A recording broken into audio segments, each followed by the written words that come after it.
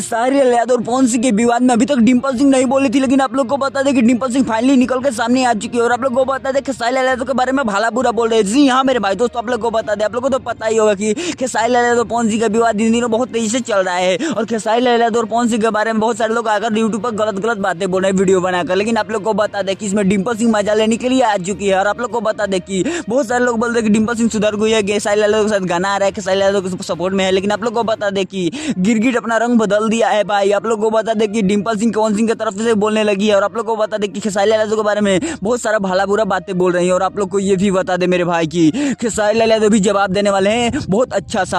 आप लोग को बता दें कि खेसारी लाल यादव के बारे में डिम्पल सिंह को गलत नहीं बोलना चाहिए था। और आप लोग को पता है बहुत जल्दी इनको करारा जवाब भी मिलेगा मेरे भाई खेसारी लाल यादव की तरफ से। लेकिन आप लोग को बता दें कि डिम्पल सिंह को करारा जवाब देने के लिए खेसारी लाल यादव लाइव भी आने वाले हैं। और आप लोग को बता दें कि लाइव की पूरी जानकारी चाहिए तो इस चैनल को सब्सक्राइब कर लीजिएगा मेरे भाई, पूरी जानकारी देने वाला है भोजपुरी से। मिलते हैं किसी नए वीडियो में किसी नए टॉपिक के साथ, तो बाय।